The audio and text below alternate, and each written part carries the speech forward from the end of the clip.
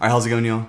Today this is going to be my full guide on how to share photos between different user accounts and different people on a Synology NAS running DSM7 photos. So DSM7 photos is awesome in a lot of ways, but I definitely found that sharing was a little bit more cumbersome to figure out at first than I was expecting.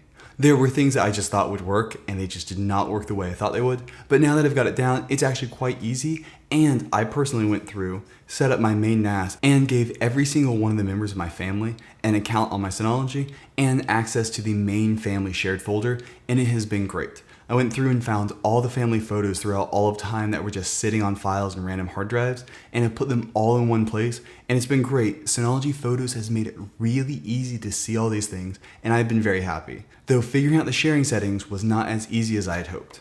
So this video is going to hopefully cover all of that, and hopefully be the ultimate Synology Photo sharing guide. Alright, and so I've assumed you've already gone through and at least installed Synology Photos, but if you've not, just go into the Package Center and do that here. And we're just going to go ahead and open it up, and you need to be an administrator to do all of the things we're doing for now. So we're going to go ahead and open up the app, and currently I do not have shared space enabled, and so you'll see that there's no shared space up here, it's just personal photos. These are the photos that are in my user folder, my home user folder /photos.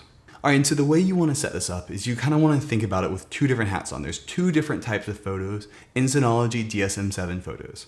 There are personal photos and shared photos. That is the basic setup that they really want people to attest to. So personal photos should go in the home /photos folder. Those are all the ones here. Then shared photos are pretty much going to be free game to whoever you give access to. You can't just give people access to all these photos but this. Instead, you really have to either go ahead and give them access to all the photos or access to very specific photos, but it's very cumbersome. And so we'll go ahead and kind of show that here. But when you're thinking about this, think about your home folders, your personal space, as your phone's backup. Things like that you just want to be able to dump photos on, that you don't want everybody else easily being able to see. You can easily create shared albums and share them with people, but by default, those photos will be personal to you. And so now let's say we've got that, and we also want to have that family photo album. So to do that, we're going to go into Settings, Shared Space, and Enable Shared Space. If you've not done so already, it will create a /photo folder at the root level of FileStation. So you can see it right here. That's that photo folder. And so now we've got a couple of other things here. You can choose to allow guests, basically anybody, to view photos in that folder. I probably wouldn't do that. You can go ahead and say, okay, have face detection in that folder, which I like to do. And now there's this set access permissions. And so we're going to go over that right here. So set access permissions has three options: no access, full access, and some access, as well as a toggle for mobile backup or not. So this is where you really set everything. And we're going to go ahead and create a user for our family members. So we'll just go into Synology, go into Control Panel, and we're going to want to create every single one of your family members an account on here. And I would recommend that they're strong passwords, especially if you're going to be opening this up using Quick Connect. You really are going to want to make sure these are strong passwords, because that is currently the biggest vulnerability to Synology's, is people password guessing and things like that. Though I have a security video that covers all that. So we're going to go ahead and just click Create, and we're going to create this new user. We'll just call him Family. This is just a family member, Bob, whoever you want it to be. And we're going to go ahead and give them a password. This one's going to be weak because it's for a video, and we're going to delete it after. And so now we're going to go ahead and hit Next and make sure they're a user. And if you want to make this super easy, you can also create a family group and just set that up. But we're going to say you've only got 3 family members, and so we'll just set them for every single one. And so we're going to go ahead and hit Next. And then unless you want them accessing files, we'll go ahead and just say no access to everything except for the home folder. I like giving people a home folder, but if you don't want them accessing any files other than photos, just say deny everything here. And so yeah, right now they will not have access to their own home folder. That's up to you. I'm going to give them access to their own home folder.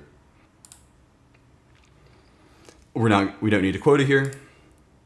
And now what you do need to do is you need to scroll down to Synology Photos, and we are going to allow them. And anything else you want, you can deny. However you want to set up these permissions for them. But the important thing is they need access to Synology Photos. We're going to go ahead and hit Next, Next. And now they're done. All right, and so now they're created. And so now let's go ahead and log in with them. I've got a new private browser over here so we can have 2 different sign-ins, and we'll just sign in with them. And so yada, yada, yada. If we go up here to the app drawer, we should see they have access to Synology Photos. And so now we're gonna go ahead and click on it. Yada, yada, yada. So now we can see right here that we do not have access to that shared family photos. So we'll go ahead and just hit save here. And so we'll see right over here, we've got a tab for shared space. There's nothing in there, but we've got the tab for it. And by the way, this is on that admin user who we started with, and this one to the right is with that family member who we've not given access to. So right now, this family member who we're on right now only has access to their own home folder and whatever photos in there. But let's go ahead and change that. Let's give them access to the shared space. And to make this demo easier, I'm just going to add some photos to shared space. Once again, these are going to be your family photos, things that you want pretty much everybody to have access to.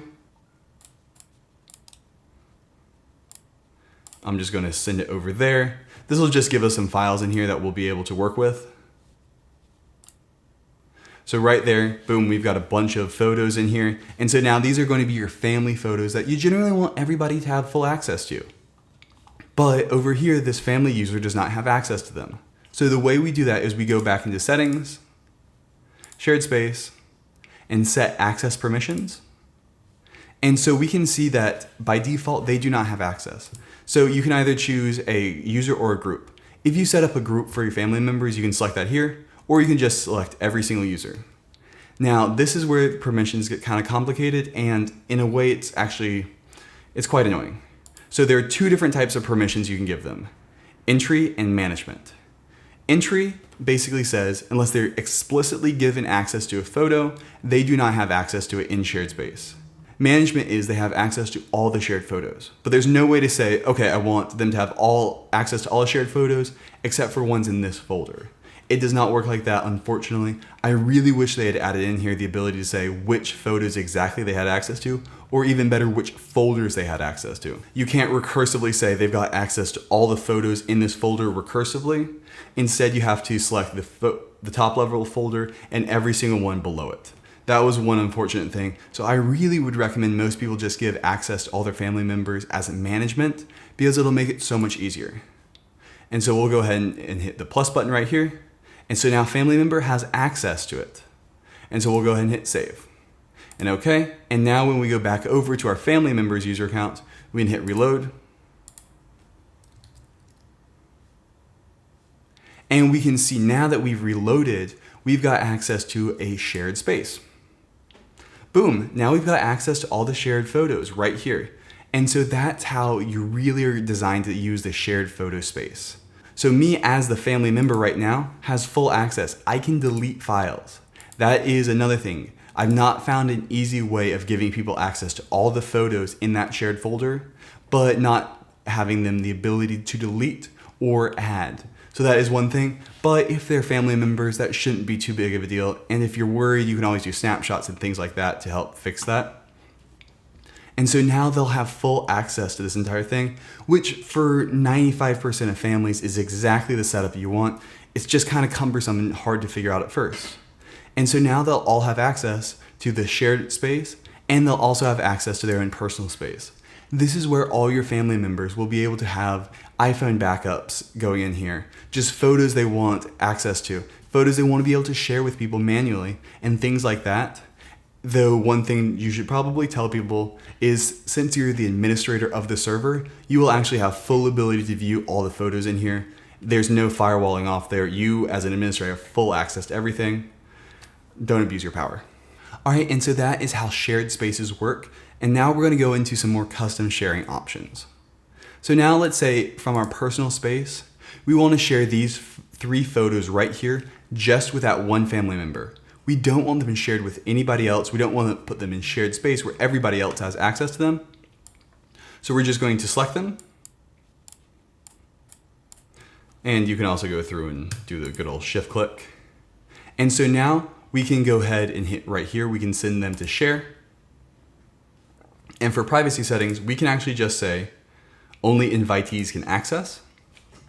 and simply invite exactly who we want to. And so we'll tick down and we'll say we want to share them with family member. We'll set them to actually be able to download. And if you want them, they can also add and remove files. So we'll go ahead and hit OK on that. And so now we'll share those with family member. And so now we've gone through and shared those. So we can see what we've shared by going to sharing and shared with others. And so we can see these 9 photos were shared with specific users, and it's actually really easy. It just says exactly who they were shared with. So now let's see as family member what we see. So we'll go ahead and hit a refresh real quick. And now if we go under sharing, these are the photos that have been shared with us. And we can go ahead and click on them. And it's really easy in that sense. You actually have a pretty easy time of seeing it, and you can even see who shared them with you. So once you kind of get figured out all this stuff, it's actually not too bad. So that is how you manually share photos with specific users, and you could have done the exact same thing, sharing them outside your network by saying anybody with a link can view or download. And so that would be public, and you could just send that to people, and that way you can say, okay, all these like second cousins, we want to be able to have the photos from the family gathering, whatever. You can just set up a public link and say anybody can access. I would always just throw a password on it just in case. It's just better to do that. It's more security, and then you can just say, okay, here's the password. And that way anybody will be able to access them as long as you've got Quick Connect or something like that enabled, as long as this address is accessible from outside your home's network. All right, so now let's go through, and I'll just exit out of that. And now let's check out albums, because there's also a thing called shared albums. And so now let's go ahead and create a smart album. So we can say set conditions, create album. So we'll say that, we'll just call it for video. And so now you can set up a conditional album. That's actually really easy. You can go through and say, I want to share all the photos within personal space that were taken between these certain days. Let's see here, when were those photos taken? That were taken between whatever years. I just had to find something that would work.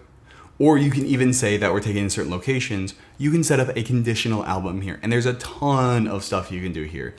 If you use tags or faces, you can set those up here and choose whatever conditions you want. It's actually very powerful. And so now we just set that up. Basically I said any photos that were taken during this duration. Let's go ahead and share those with Katie, and you can share them in the exact same way. So now we can also say exactly who we want access to them. And we can say they want to be able to download them. And so that is another way you can share things, is actually using shared albums. So that way you can have conditional things of, okay, any of the photos I added to my personal space during the trip, let's go ahead and share those with whoever you'd like to. And so you can get fine-grained control there. And so really that's all there is to it. I know Synology Photos at first is actually quite complicated to try to figure out all the sharing permissions, but once you get into it, it's not too bad. Just remember, kind of try to bucket everything between your personal stuff and the public stuff. Public being your family members. So I would really segregate all your stuff out where if you want everybody to have access to it, put it in shared space. If you want only some certain people to have access to it, put it in your personal space and share it via that, because it's just so much easier. And that's really how Synology designed it.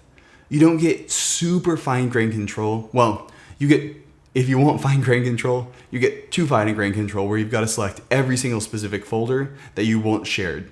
Instead, it's just so much easier to have those two hats, and that way it's going to be a lot easier for you, at least in my opinion, and how I set up my family's photos. Overall, I've been really impressed by this, and once I got the hang of it, it was not bad, but figuring out at first was definitely hard. Alright, well that's going to be it for this tutorial and kind of overview of Synology Photos. I hope this was helpful. If you want to start sponsoring the channel, there's a link for that in the description. And if you want to hire me, there's also a link for that in the description. Alright, have a good one. Bye.